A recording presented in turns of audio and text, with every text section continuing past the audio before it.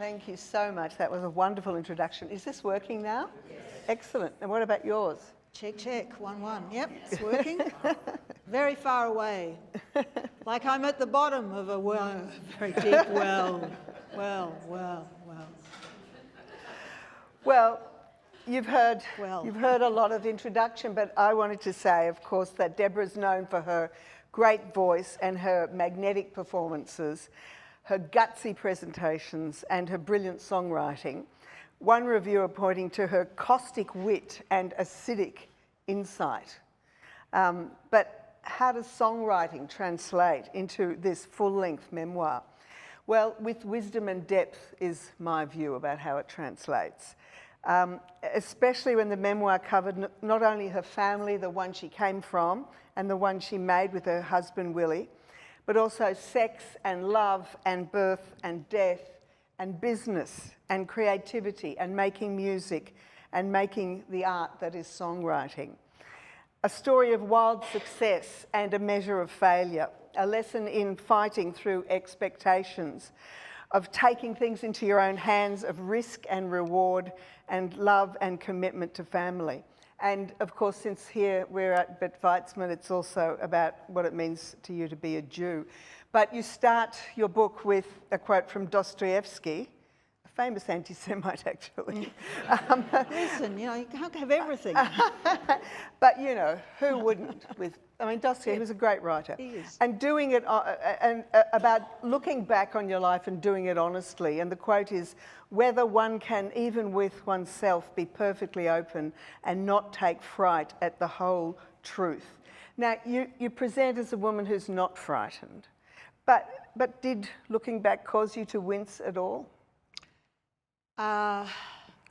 You know, there were moments when I would be, I think more, not so much when I was writing it, because when you're writing it, when you're engaged in that creative process, there's a measure of distance between feeling it and it, I don't know, it's a different thing.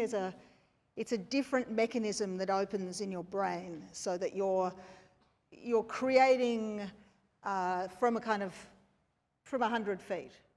But when I read it afterwards and I'm going, when the editing process, and a lot of things happen in the editing process that I was not aware of when I was actually writing it. Like what? Well, I'll get through this bit.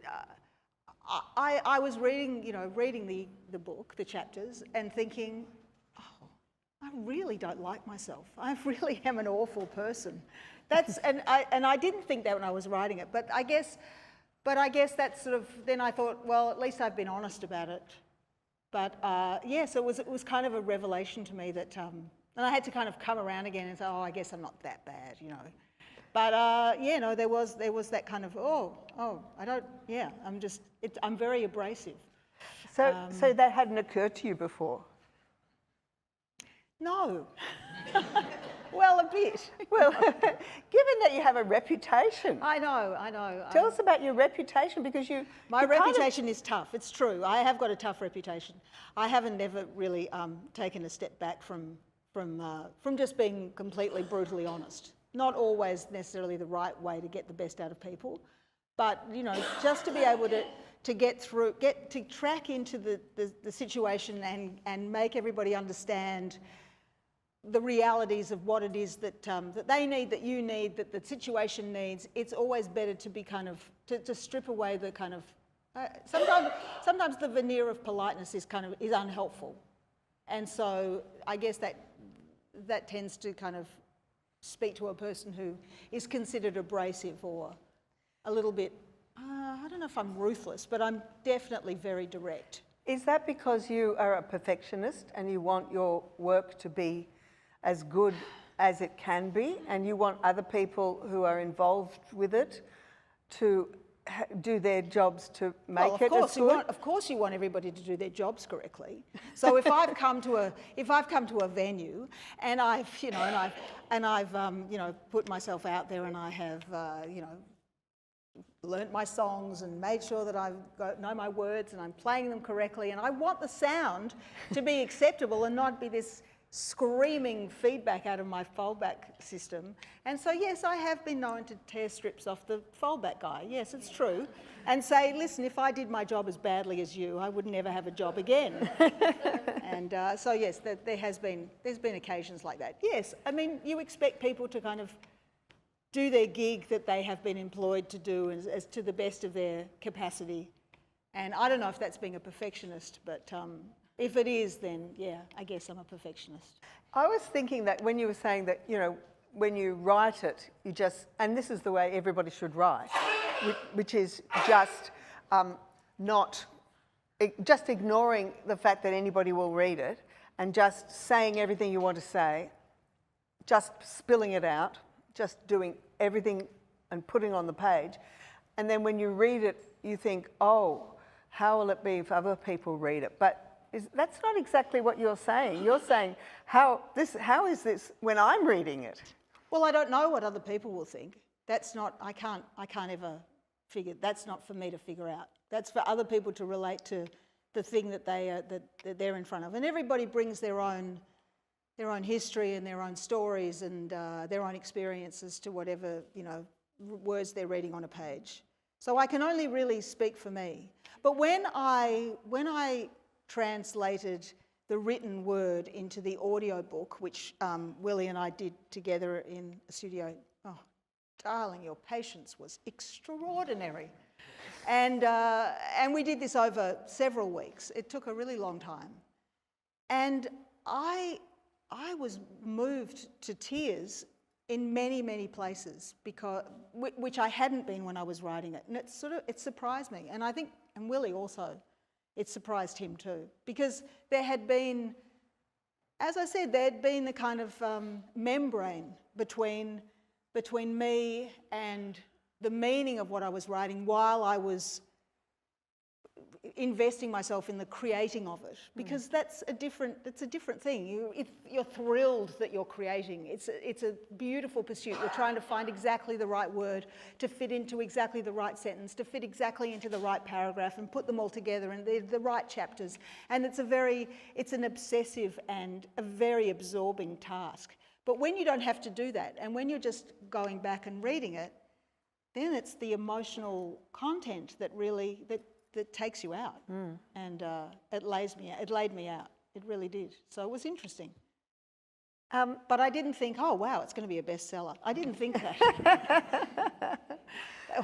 It was just hard. So I don't know what other people will make of it. So. Well, I made of it. I loved it. So you told me it was a beautiful response. Actually, you rang me, Ramona and I are friends. Ramona, I've cooked many of Ramona's cakes, and they always work. That's good. I asked Ramona to read my book so she could provide a cover quote, which she did, a beautiful cover quote.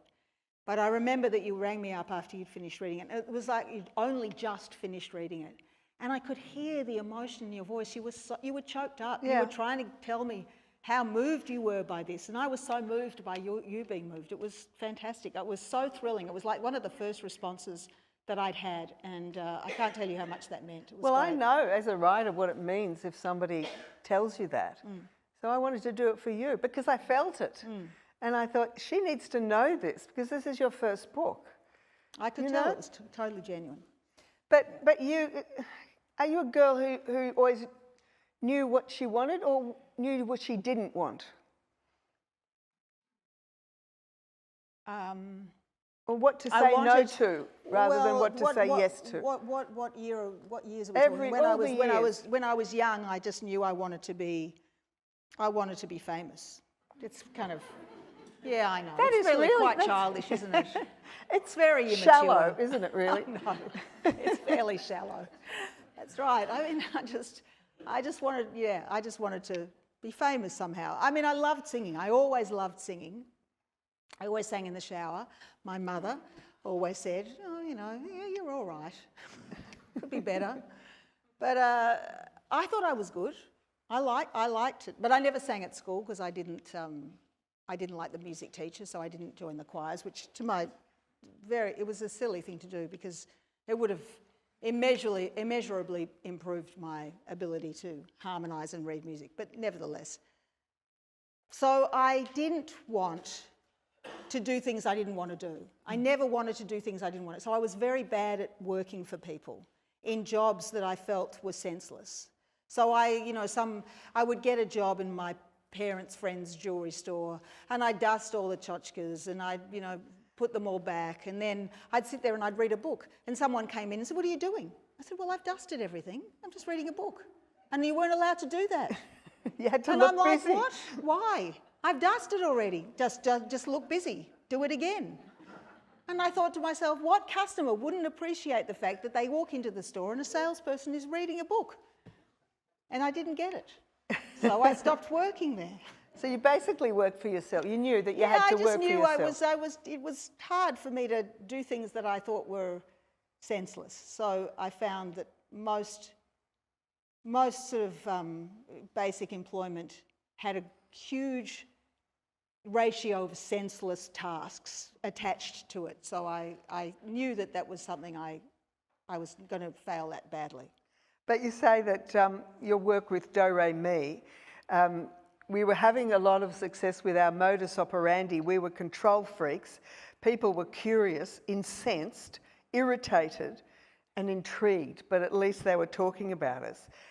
This modus operandi, you've perfected it, and you've surrounded yourself with people who were okay with it. Who shared it to a certain extent. So that quote is referring to the fact that in the band that I was in with the drummer from Do Re Mi, was called the Benders. We played every night for 8 months, and increasingly in rooms that didn't have many people in it, and I wasn't enjoying very much. And we decided that wasn't the way that we wanted to conduct the operations in the next musical venture that we created, which was in Sydney, and it was Do Re Mi, and we'd found a bass player and eventually a guitar player to share that. And the idea was that we would play a lot less, but we would make it special. And it was not the way that Australian bands did it, but we were kind of breaking a mould here.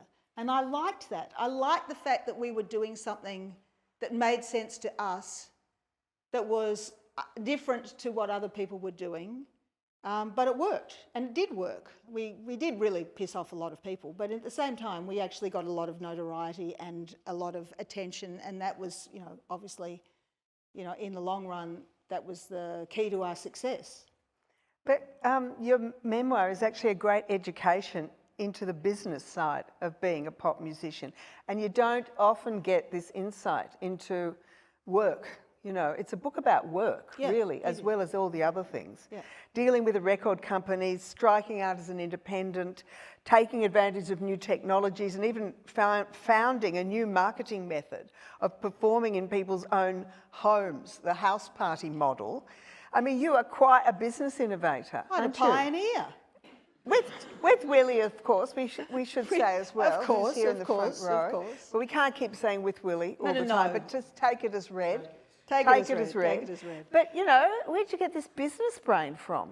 I don't know, but I was always very good at garage sales. Something I really like doing. You know how to sell or buy? Oh, no, I know how to sell. I know how to sell. How do you, like what? You like to talk to people? I like to talk to people. I like, this would be good for you. This is what you need. See, your parents weren't in the rag trade. I don't know how you got it. I don't know. But it was like the little thrill. I like those little thrills. I think that what you said is important, because I think that there's a lot of memoirs from musicians, and they don't talk about the industry, and it's obtuse, the music industry, and I think people think they might know how it works, but I think they don't really have a clue how it works. And I think I've demystified that a lot. And a lot of people their jaws drop when they read the sums and the way the contracts work. But when you say how much it costs to produce a CD, compared to how much you were paying for somebody else to produce it for you. So that kind of stuff. what, 1,000% more or something? Some kind it's of crazy.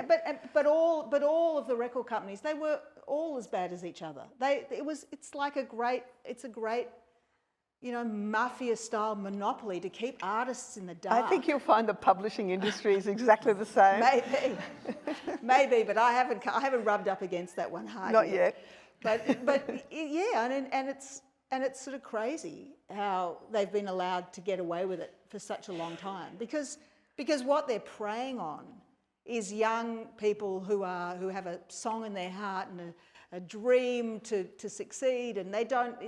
The business is kind of secondary, and maybe they, you know, get a lawyer, and maybe the lawyer's kind of, you know, a little bit on the side of the record company too, because they do a lot of business with the record company. I mean, this was our experience. I'm not saying it's everybody's, but you know, it's just a lot of forces are kind of conspiring to keep artists ignorant of the real nature of the music business. So, you know, breaking through that and kind of seeing the other side, being on the other side of Alice in the Looking Glass, it was a drop into reality that was quite precipitous.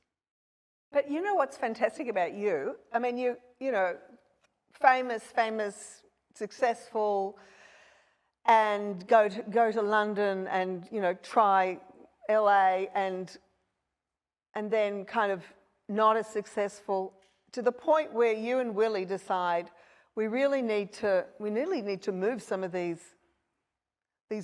units, as they say.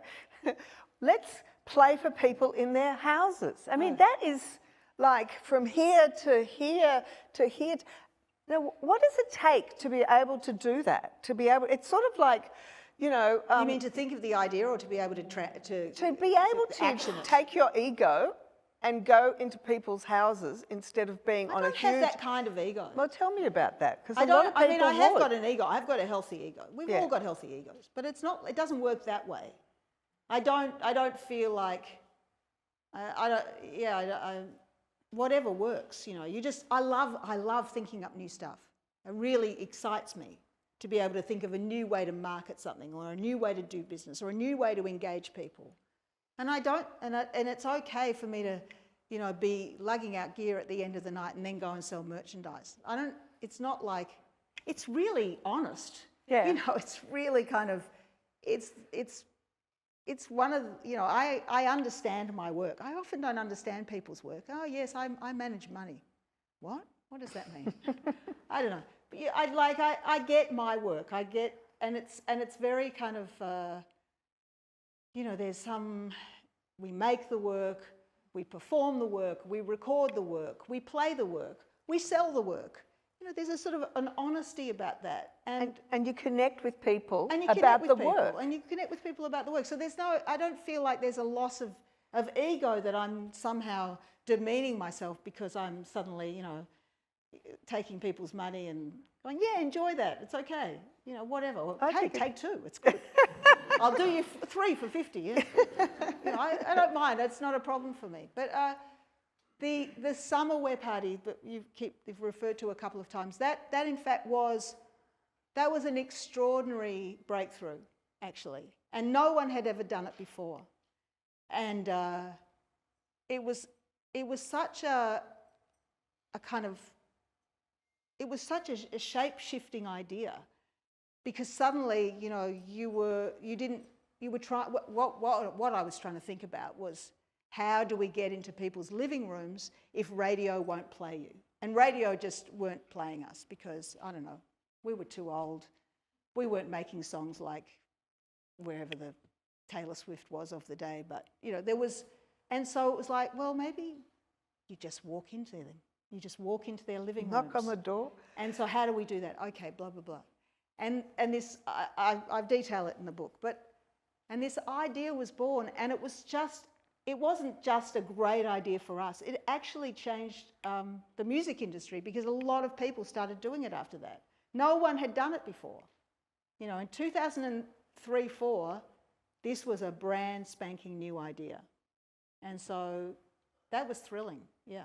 And now other people do it. Other people do it. Other people have businesses. Make businesses out of it. In fact, I've been approached by I think they're called Parlour. And they said, oh, we've got this great business idea. We'd like you to come and, register with us and we can... And I had to write them a letter and say, listen, Sonny, where do you think you got that idea from? So you've kept diaries over the years. And was that to hone the songwriting, or why did you keep a diary? Because I always liked writing, and because I always thought I should keep a diary. And I would always start on January the 1st. And by February, March, it was kind of like every once in a while, and, I've got no Decembers. No Decembers. But, but always, in the margins of my lyric books. I had a boyfriend, my boyfriend before Willie. He had a whole room dedicated to his diary keeping. And now I think about it, I think, oh my God, that would be quite a burden. How would you ever find anything? You'd have to, and it would be painful to read. And he has a good memory too, so he probably didn't even need to do that. But anyway, he did. I wonder if he still does, I have no idea. Must ask him. But I love the idea of it, but I just couldn't keep it up. But I have kept all my lyric writing books. And my lyric writing books are they're very eclectic. What goes into them? Well, obviously all the lyrics. Yeah, but obviously. And obviously what goes all around the ideas, that? all the phone numbers that I have to write down, the names of people that I need to meet, the scraps of ideas, things that I've heard that I like the idea of that I never necessarily develop, but I just write it down. I found a story that I had written about my ex-brother-in-law the other day, which was a fantasy that I thought was that I'd completely forgotten about. Poems, strange, lots and lots of strange, and they're good. They're fun to kind of go back and look through, and then if you're feeling really lucky, and the gods are smiling upon you, the muses are smiling upon you, you might come across a line that just triggers a song. Because let me tell you something, Ramona. Tell me. It's so much harder to write a song than it is to write a book. Okay, that is really interesting. Oh, yeah. All right, I think we have to unpack that, Okay, as they say. let's do that. Because, I write a book like this, which is your memoir. You kind of know what happened. I know. Because a song is something that's coming from in here and out there, and you have to catch it, don't you? Not only do you have to catch it. I mean, sometimes there are just sort of epiphanies that that you have to write about. But often, you're just working something until suddenly this thing appears in front of you that you don't quite know how it got there, but it makes perfect sense, and you realise that you can do something with it. But it's really ephemeral, and it's very difficult to control. And then, of course, it has to fit perfectly with the mood of the music and the beat and the melody. But you're sounding like the melody and the beat and the music comes first. Not necessarily, but you have to make all those things work together. So it's such a complex twining together of all of these different strands that have to work together perfectly and seamlessly. And the ideal song is the song that people hear and go, I feel like I've heard it before, but I haven't. It feels like it always was. And that's the perfect song. When you write a song that just feels like it was effortless, that's it, you got it. And how many of those? Not many. Not many. Not, everybody, there are extraordinary songwriters who have a much better hit rate than I do, or than we do. It's hard. It's really hard, And I guess it depends what you like. I mean, obviously, every song that Taylor Swift writes apparently is a hit. Apparently. Well, how did you organise the music and composing and having 3 daughters? Did you think that these children are going to actually cramp my style? No. They're not here, are they? No. They wouldn't bother coming here.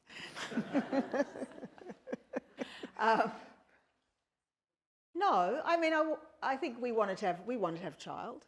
We wanted to have a child, then we wanted to have a second child to give to the first child. And then the third child, we weren't absolutely convinced we didn't want it, but then it was completely out of our hands, so it was some kind of immaculate conception, you know how that happens. But, well, anyway, did to us. But I think, you know, as hard as it's been to have small children, and in a way, I mean, Willie did, you know, it was a 60-40 gig really, because I spent a lot of time on tour as well, leaving, you know, Willie in charge of 3 children under 5. I mean, I was making... Please, a hand for Willie. He never lost his sense of humour, ever. You know, but I was on the road with Patsy Cline for 6 months, you know, swanning around in 5-star hotel rooms and being told how hard I was working.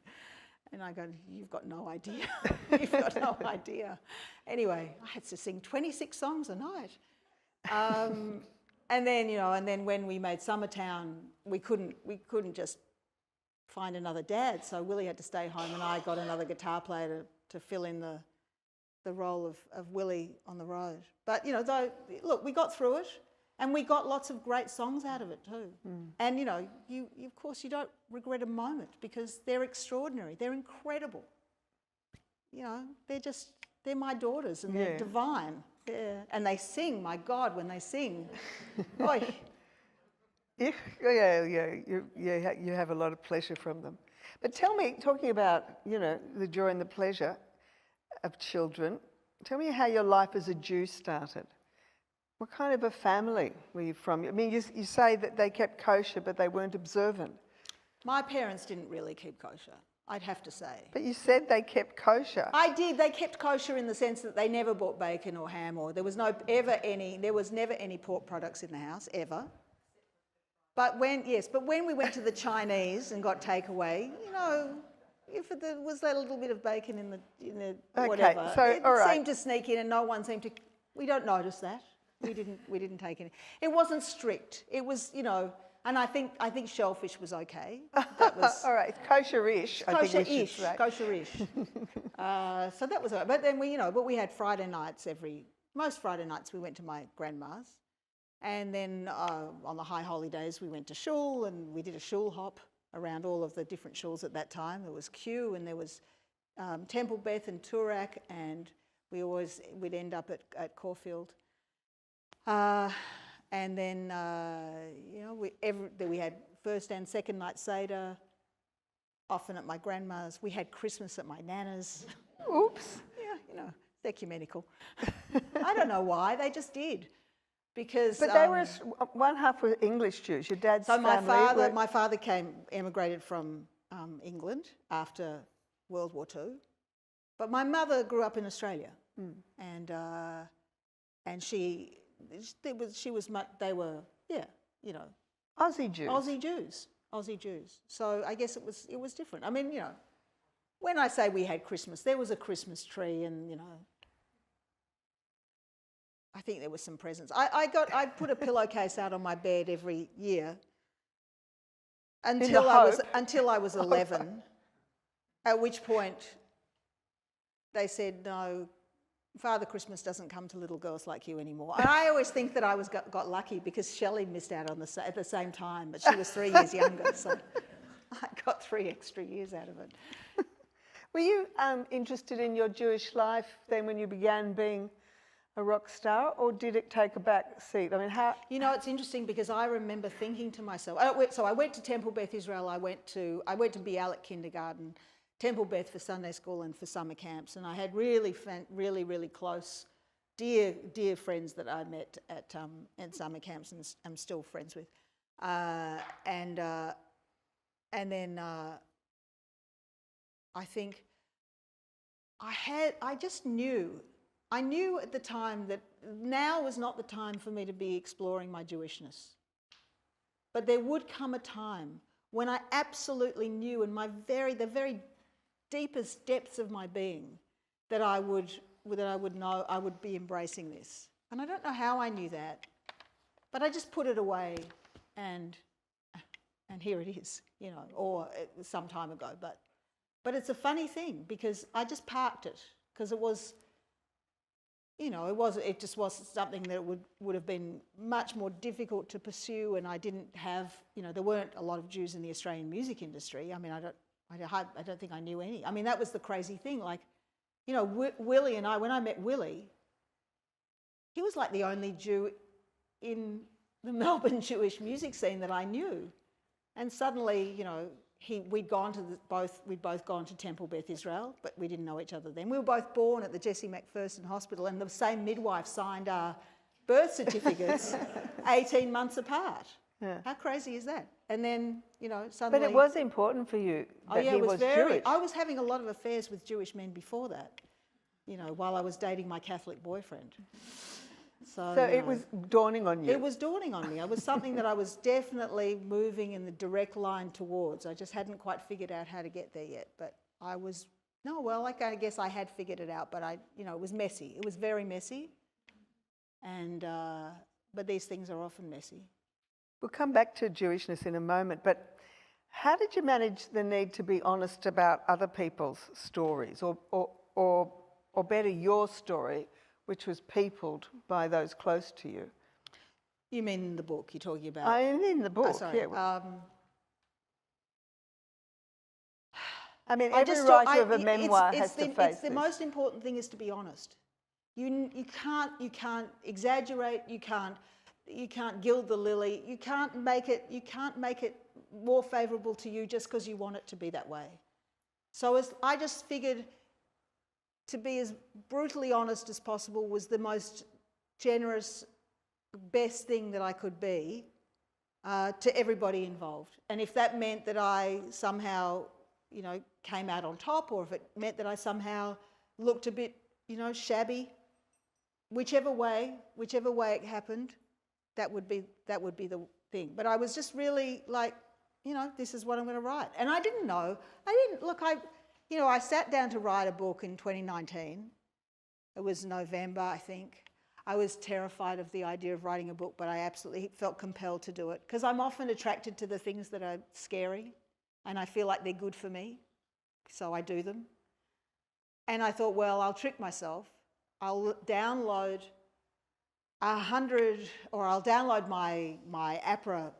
my songs from my APRA list, APRA, Australasian Performing Rights Association. They keep a list of all the songs that you've ever written. I downloaded the list and I decided to write 100 essays based on around 100 song titles. Not 100 songs, but 100 song titles. So that's what I did. I ended up with like 210,000 words because you know, by the time March 2020 rolled around, we were all locked into our houses and we couldn't go out, we couldn't tour, we couldn't play anywhere or do anything or even pretty much leave the house. So it was a gift for me. It was an absolutely disastrous thing for, you know, young people, and for so many people it was terrible. But, you know, we were okay. I mean, it was quite, I wrote a book. So I didn't necessarily think about who is going to read this book.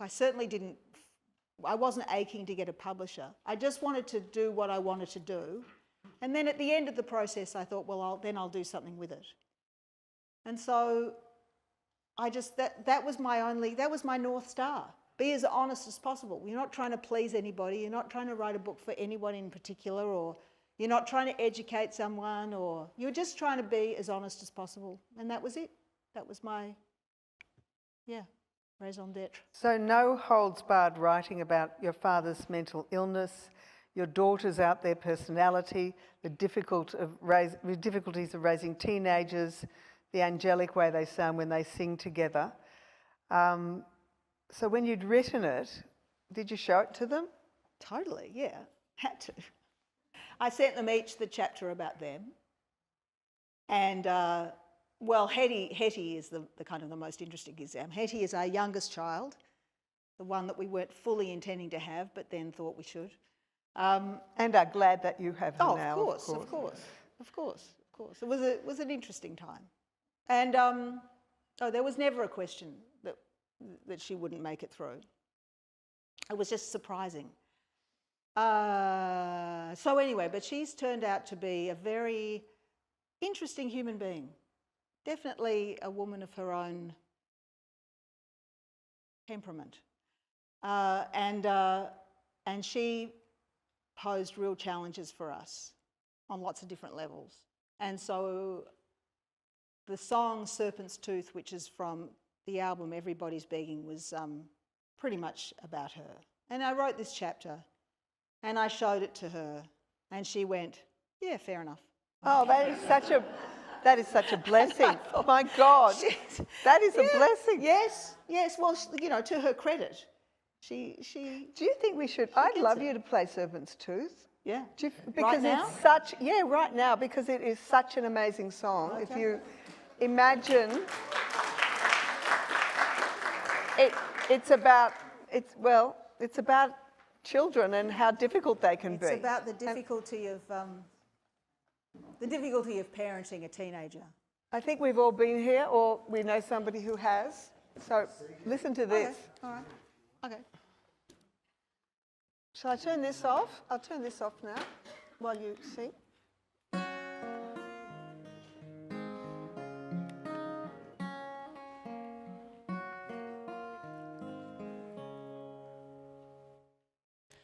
Leave your armies at the border. I surrender. You won't need your slings and arrows. I surrender.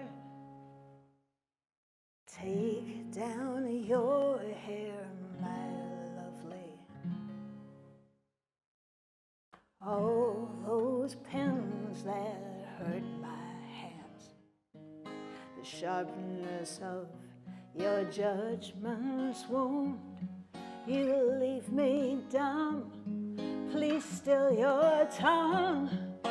Leave your weapons at the entrance.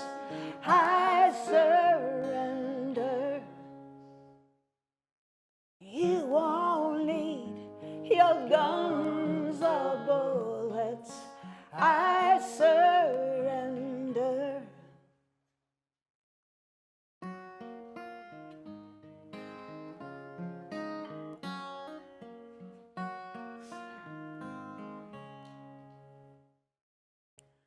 Oh, my heart is yours to keep. The tenderest of all my parts. Be careful of your brutal feet. Don't trample me beneath this love.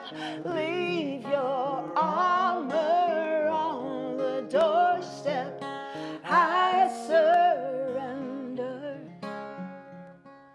You won't need your wall of silence. I surrender. I surrender.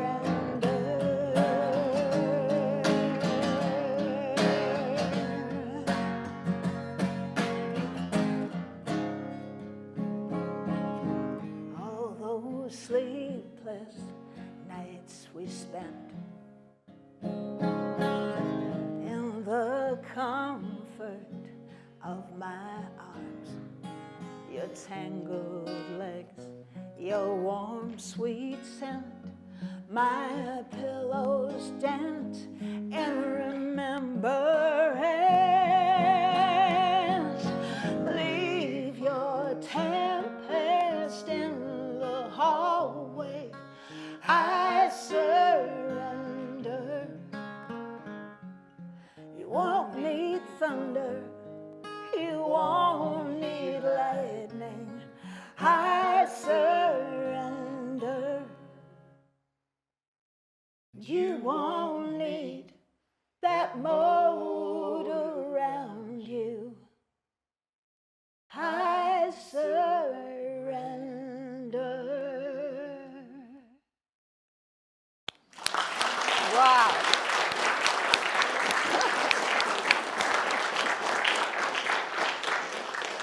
Oh boy, I think you've taken us all back to the worst times. So, which is what art is supposed to do, isn't it? Good. It was wonderful. It is. It's good. Yes, it is. It's called Serpent's Tooth because of of Shakespeare's play King Lear, when he says how sharper than a serpent's tooth it is to have a thankless child. So that's where the title comes from. But your music became, I guess, more consciously Jewish a few years ago with the album called Stories of Ghosts. Yep. Tell me about that moment. Well, it actually happened before that. We made a record called Half Man, Half Woman. Oh, yes, that's right. That's the green one that's kind of a bit longer and has the pop-up semi-pornographic half man, half female orchid inside it, which has fallen apart, unfortunately, because the glue is all... But anyway, it's quite a good IKEA project. But that had a track on it called Take Pity on the Beast. And that's mine. Oh, sorry. Yeah, that's You're okay. right. This is mine. Okay. We're not that good friends Yeah, no. that she's going to actually let me have some water. So that was that kind of came about. Willie'd written a first verse, and I kind of went with it, and I created like little word portraits of people that we knew and people that we'd come across, and somehow the last verse became. I pulled out some lines from the Haggadah, and I put them in backwards, because and they were very powerful, and I suddenly kind of it was a sudden realization that I had joined, I guess, two halves of me together, the musician and the Jew. It wasn't like it ever went away. It was always there, and it was very kind of obvious. As I had a Jewish future with my children, and we were making sure that was being communicated. But this was bringing my artistic being into the what was essentially me, my kind of fundamental me, foundational me. And so we performed that. We were approached by a guy called Gary Holzman, who created a festival in Sydney called the Sheer Madness Jewish Music Festival. It was 2010, I think, and Half Man, Half Woman came out in 2008. And as part of the set, we played Take Pity on the Beast, and we played in front of all of these, all of these kids that were just dancing around. Their grandparents were there, the Holocaust surviving families, and it was so emotional for me. It was so emotional for us. We could barely get through it, and it just felt like, oh my God, we've locked onto something that's just kind of have just plunged down all of these layers into something so meaningful. And after that, it was easy. It was easy to find that vein of creativity. And I opened the Torah, and I went, right, well, we're just going to write songs based around the Torah for the next album, which was Stories of Ghosts. And we literally just wrote an album so that we could play it at the next Sheer Madness Music Festival. And then when the Sheer Madness Music Festival in Sydney had kind of run a few rounds, we decided we needed to put on a Sheer Madness Music Festival in Melbourne, but we couldn't find anybody to run it, so we ended up running it ourselves, which was See how amazing kind of she is? unfortunate. Yeah, I know, but it had to be done, so we did it. But the work was felt so important for us. You went back to the source. We went back to the source, and it wasn't like it was. I'm not saying that it was important work, but it was important for us to kind of to connect music to meaning and to find layers within it, and to be nourished by it and to communicate that. And I think those songs really touched a lot of people too. So, Well, I'm going to get you to play one of them, Okay. whatever you like, but not quite yet. okay. I want to know what has happened. I mean, so many things have happened since October the 7th. So how have the politics of Israel and the politics of Australia asserted itself into your life as a Jew and as a performer and as a writer now? Because you've been a target. As a human. Well, you know, I mean, so on October the 7th, as it happened, we were performing songs from the Book of Life at Fairfax Studio. It was the last day of our 5 performances there, and we were playing the matinee, and Willie received a call from Hetty, our youngest daughter, our serpent's tooth, who was living in Israel. She said, "Don't worry, I'm sheltering in a stairwell. It'll all be okay." And we had no idea what was happening. We had no idea. I was still on stage. Willie's like, what's going on? What's going on? And then we still didn't really know by the time the second performance was happening that evening. But, you know, it was starting to become a bit clearer. But it was the fog of war. And I don't think anybody really knew, apart from the unfortunate people that really had to know, what was really happening. And then 2 days later, you know, when it started to become clear the absolute horrific, barbarous nature of this attack and this declaration of war, because that's really what it was.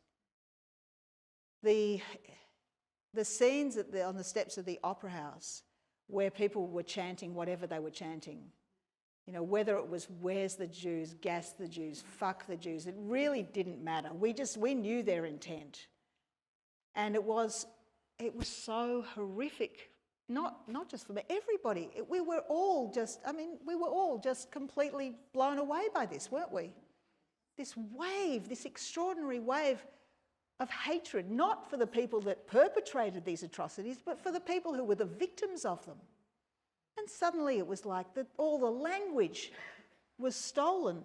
We were the controllers we were committing genocide. We were running concentration camps. We were doing the ethnic cleansing. We were committing whatever. You know, it was another Alice in Wonderland, Alice through the Looking Glass moment where everything had been turned upside down. And so we didn't, oh, there's a microphone there that's actually been turned on. Could have used that a bit earlier. Thanks. That's good, isn't it? So, yeah, I think we're all just completely staggered and kind of just shaking our heads in utter disbelief. We took a while to make a statement, and then we did. And, you know, it was just on our Facebook. And then the opportunity we were given the opportunity to perform at Mushroom's 50th anniversary. And I thought, well, let's use this as a statement. So we both wore blue and white shirts, blue shirts and white suits. Willie wore a white kippah, and I wore a very large Magen David. It was unmistakable what we were saying. And I got on stage and I said, you know, Michael Gudinski really hated my outfit it's only the beginning video. He didn't like my golf pants, but I think he would have really liked this outfit. And that's all I said. And then there was a photo taken that night with a couple of members of Yothu Yindi, and that went up on our Facebook. And once again, we didn't say anything. We said something about, you know, the Mushroom 50th. And the amount of hate that was received on that post was just staggering. You know, I hope you don't get blood on your suit. And, you know, how dare you pose with Indigenous Australians when you're such a coloniser? And, you know, more and more, so much, you know, all of this stuff. And then I did an Andrew Bolt interview, and just because I couldn't believe how, you know, there was this indisputable evidence of women being raped and mutilated, and so many of them, and all of the sense-making institutions had completely gone silent. You know, all of these people that, you know, were just so offended if a man would, you know, touch them in the wrong way. Suddenly, they had nothing to say. So I did something. I spoke to Andrew Bolt about it. We did a vigil. There was the vigil that was actually around here, and so it was in Caulfield, wasn't it? Anyway, and I, but the conservative media were the only people that were talking about it. So that was just crazy too.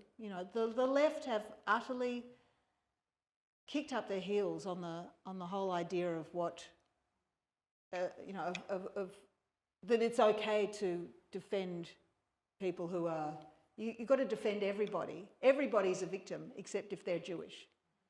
So suddenly, we're always the oppressor. We're always the colonizer. We're always deserving of whatever it is that the resistance gets up to. And then I did an interview with Patricia Carvelis because I was asked to do it because of... It was because you'd performed with your white suit and your... Yes, and because Judy Hausman, who was a board member for the Sydney Theatre Company, had been asked to do it and she didn't want to do it, so she asked me if I would do it, and I did it. Because of the keffiyeh wearing and the keffiyeh was on the Sydney stage. That was the comparison. So the keffiyeh wearing Sydney Theatre Company seagull people, and our attempts to highlight just to stand up and say we're Jewish and we're not bothered by that. But the conversation quickly turned around, and Patricia was, I don't know what she was demanding, but she was demanding that I say that Israel is committing genocide, I suppose, and nothing less than that would have satisfied this particular interview. Because what I did was I questioned the idea of, who Hamas thought was counted as children, because when Hamas puts guns in the hands of underage kids, and when they bury their tunnels underneath schools and mosques and hospitals, and they deliberately use their population as human shields, then I think they are the people that are responsible for this horrendous death toll. Whatever that death toll is, and we don't really know what it is. But anyway, that wasn't a good enough answer, and the amount of then I started getting a flood of photos of dead babies with people saying, "Do you call this a child?" Which was horrible, just horrible. So yes, I think people have lost their minds, actually. I think they have absolutely lost their minds. I hope that somehow they regain them, but I don't know, because I feel like the overlay of the oppressed, oppressor, colonised, coloniser, victim, victimiser narrative is so powerful, and people have been so swept up in it that they can't really see another way to look at it. But then you went to Perth. You were invited as a writer to the Perth Writers' Festival, and there was a letter signed by a lot of 500 people. 500 people didn't want you to come. 500 people signed a letter saying, I am causing suffering to Palestinians. I'm causing suffering to Palestinians. I'm obviously very powerful, causing suffering to Palestinians. And so, but to their credit, the Perth Writers' Festival stood their ground. They didn't back down. They scheduled more Palestinian writers to speak, which was great. The more voices, the merrier. And we had a couple of interactions with these people, and they were very reasonable and pleasant, and it was all fine. The first two events were great, and the third event there was an infiltration of people who decided that they felt the deep and desperate need to stand up in the middle, screaming, "Globalise the Intifada," and "From the river to the sea." At which point I had to be escorted off stage, and these people were escorted from the room. So, yeah, kind of rattling, but... Globalise the Intifada means bombs anywhere, everywhere. And, That's what it means. That's right. And I don't know why... as I said, I think they've lost their minds. I don't know if they know what they're saying. It's weird. It's like, as someone said on our Facebook, It's the zombie apocalypse. Felt good, yeah. Felt like a good description. And now you're in the paper yesterday in the Australian, if anyone hasn't seen it. Because the sound is doing very strange things. There's even more stuff happening with cancellations. Yeah, there's it's just an ongoing issue, and I don't know. Maybe the article from yesterday will kind of wake a few people up to say, actually, she doesn't look like a genocidal, killing, baby slaughtering maniac. Maybe we should rethink this. So that's what I'm really hoping. Yeah. I think we should get Willie up again to play something. Okay. From the more recent. From Stories of Ghosts. That's what you would like. Well, what do you feel like? I mean, yeah, we can do that. Was that what do you feel? What do you feel like? Or we can do something. Sing something. Okay. What do you want to do? Can I ask you a question? What? Can I ask you a question? You want to ask me a question? Are you still contacted at the ABC? Oh, no, I don't want you to ask any questions like that because we're in the middle of this thing. So I'll ask for questions later. No, it's not actually. No. So we're going to have music. We're going to have some questions from you for Deborah. And then I can have a chat to you privately afterwards, We okay? could do As Sweet as Battles one. Would that be a good song? Okay, so what we'll do is so we'll do a song not from Stories of Ghosts. Do you want me to hold that? Do you want me No, to hold that's it? okay. I'm going to sing loud. But I won't talk loud. I'll save it for my singing. So we're going to do a song from a record called Everybody's Begging, which is the one that came after Stories of Ghosts. The last three records, Stories of Ghosts 2013, Everybody's Begging 2016, and Words of Men 2019, really all of them really deal with our obsessions about all of the stuff that we've been talking about, and this is, I think, kind of a historical depiction of Jews across the millennia, and also a battle cry, perhaps.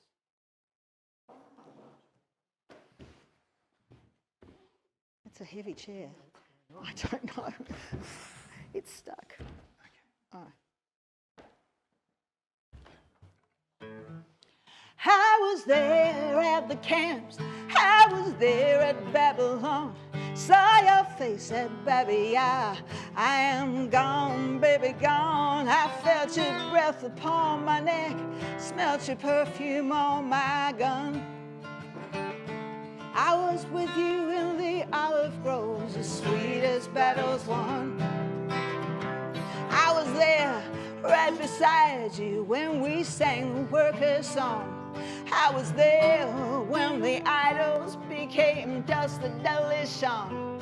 Well, I held you in my arms as you dreamt of old Zion. I love you at the shoreline, as sweet as battles won, as sweet as battles won. I was there working for Pharaoh. I lay bruised amongst the stone. I heard our hearts that stopped beating, and I know we all die alone. But when you hold me down with words of love on your tongue, the future is a dream we dream, as sweet as battles won.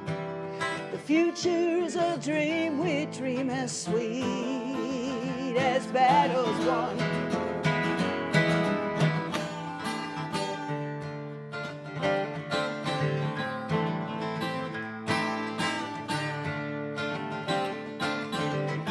I was there for your equations.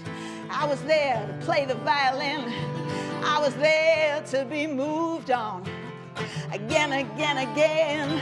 Oh, you hate the fucking Jews, but you always liked Bob Dylan. Well, it's me that you got now, as sweet as battles won.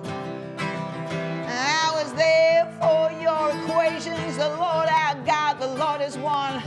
I I was there on the seventh day when you said the world was done. You got other things on your mind now. Everyone's forgotten about the bomb. Well, I heard your love's eternal, as sweet as battles won. I heard your love's eternal, as sweet as battles won.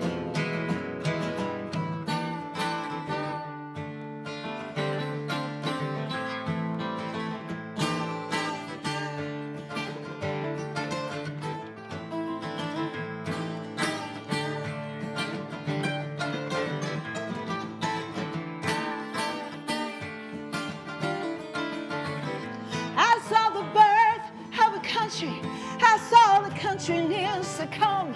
Well, I watched them build the temple, all that glory and then none. I was there to hear glass shatter as the wedding songs were sung.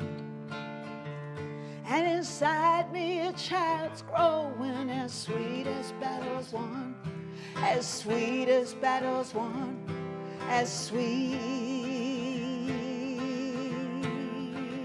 as battles won.